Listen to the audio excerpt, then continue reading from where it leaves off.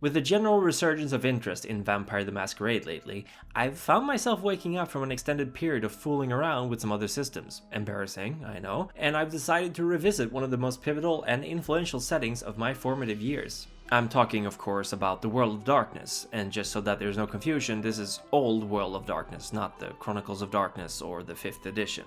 Before we dig into it though, let me just say that I am in no way an expert on the subject matter.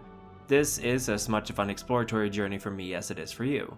In case I do get something wrong though, let me know in the comments below, because unfortunately, given that White Wolf as a company had a tendency to not want to keep all their eggs in one basket, the odds of me finding that one little lore snippet in one of those obscure sourcebooks, it's actually pretty low. As a preface, if you're not familiar with the World of Darkness, it's essentially kind of like our own, but it's more twisted and dark. Everything that sucks about our own world is even worse in this setting, but that's fine because none of it is actually humanity's fault.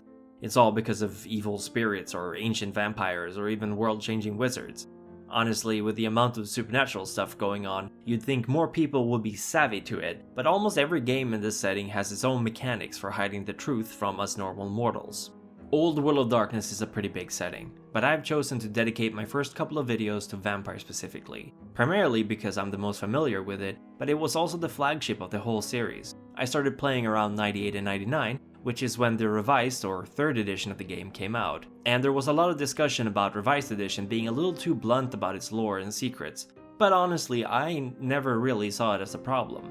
But I guess I can see the issue if you as a storyteller want your players to go in blind, I mean. Anyway, let's get to it. What is a vampire? Well, we all know the answer to that one, although our mileage may vary depending on our source material.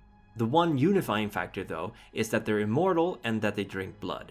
History has provided us with a lot of different folklore on the matter, but for now we're here to see White Wolf's take on it. A vampire, or as they themselves like to be called, a kindred, is a creature that once was human. The human is drained of all their blood and, before they die of acute blood loss, they drink some blood from another vampire. There's more to this process, which by the way is called the embrace, but that's the fundamentals. You need to be empty of blood and you need to drink vampire blood. That kickstarts the change. If you're not empty while drinking, you become something called a ghoul, and if you're empty but don't drink any blood, you just plain die. There's a lot of different vampire tropes throughout history that this game covers, and let's go through some of the ones that are actually true. Sunlight kills the man. It's lethal, to the point where a few seconds of exposure might be all you need to kill a kindred, and from what I can tell, it doesn't seem to have much to do with how old you are. In fact, I think the older kindreds are generally more resilient, but if you are a thin blood, which essentially means you're on the very bottom rung of vampires, you could potentially survive some exposure. Religion and faith aren't really enough to hurt a kindred, unless that faith is genuine, which in this gothic punk setting is pretty rare. A person with true faith can actually perform miracles too, and although most of the time this trait is connected to any of the Abrahamic religions like Judaism, Christianity, and Islam, it doesn't actually matter. The person just needs a deep-seated conviction in their chosen divinity, and that should usually be enough. Stakes through the heart sends a vampire into torpor, which essentially means that you're paralyzed until said stake is removed. But unlike folklore, the stake can be made of anything, as long as it can go through a heart and stay there. You don't usually die from being staked, unless you're already pretty weak, but a creative punishment used in the Kindred community is to stake a troublesome vampire and leave them lying on a rooftop, waiting for the sun to rise. Vampires drink blood to sustain themselves. They are undead and their bodies don't function like ours. They have no actual use of their internal organs and they can't have kids. They don't need to breathe and their bodies will always revert to how they looked at the time of their embrace. This means that tattoos, lost limbs, cut hair and so on will revert back over time, although particularly bad damage might take a while to regenerate. Everything else, including garlic, running water, sleeping in coffins, etc., that's just not true, it's myth. However, there are options for playing a character who firmly believes these to the point where they compulsively have to consider them. It's pretty fun playing a vampire who can't get into a house unless invited, or who has to count all the toothpicks if someone throws them on the ground.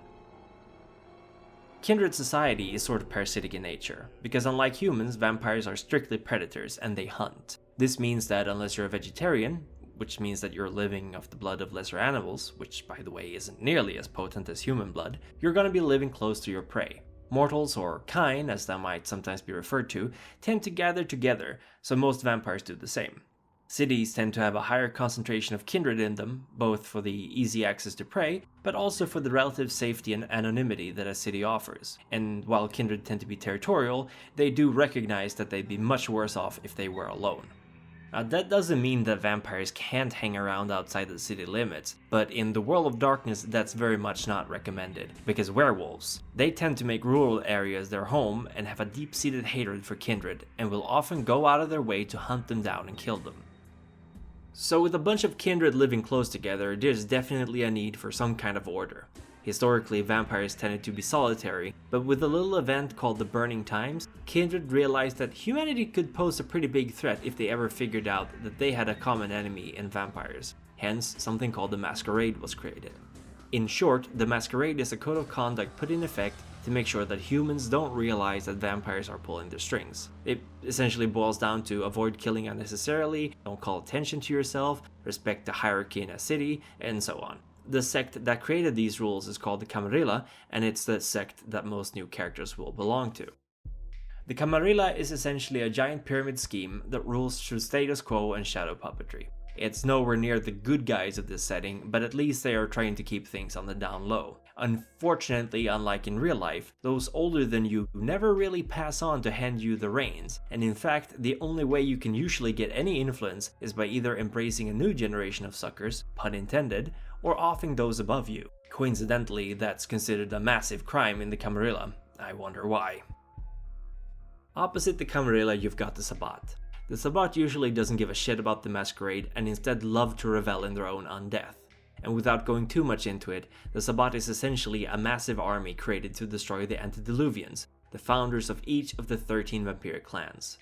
These Antediluvians are considered fairy tale by the Camarilla, or at least that's the official stance on it, but since the Sabbat thinks that the older you are, the more likely you're a puppet to your Antediluvian, it's pretty clear that the elders of the Camarilla really don't care much for the Sabbat. The Sabbat also refers to themselves as Cainites, not Kindred, and this stems from the in-lore theory that all vampires are descended from Caine, the first murderer, who was cursed by God with undeath. Anarchs and the Independents are the last big factions. Anarchs are essentially opposed to the rigid political structure of the Camarilla, desiring instead something a little bit more democratic, but they are also not as extreme as the Sabbat, because they know and accept that the Masquerade was put in place for a pretty good reason. And the Independents, finally, are the vampire clans who officially aren't aligned to any of the sects. We'll be covering the clans in a future video, as I don't think I'd be able to do them justice in this one, but what I can say is that they tend to be easily stereotyped. The Ventru, for example, are a clan of influential power brokers, CEOs, and old-school nobility, but that doesn't mean that your sire, who is the kindred that embraced you, scrolled through the Fortune 500 companies looking for you. Maybe they desired companionship, or maybe they wanted revenge on you. Perhaps another kindred had you in their sights, but your sire got you first, in order to mess with the other one's plans. Clans define what powers you have and gives you a framework to work within, or to break out of. And usually your clan isn't super important to you either, it's more like your pedigree, which at times can be relevant, but it all really depends on the situation, and which clan you belong to. For my next videos, I will be talking a bit more about the Camarilla and what it means to be embraced into it, as well as the clans who typically make up the majority of the sect's members. Thank you very much for watching my video. If you liked it, why not become a patron? For just $1 a month, you'll be able to vote on upcoming videos, join the Discord server, and your name will be in the credits for each video. Finally, I'd like to give a shout out to Jorphdan, the PH is silent, and his videos on Faerun and Dungeons & Dragons. They were a massive inspiration for the creation of this channel, so go check out his stuff if you haven't already, links in the description. Thanks again for watching, and keep your eyes out for the signs of Gehenna. The time of thin blood is upon us.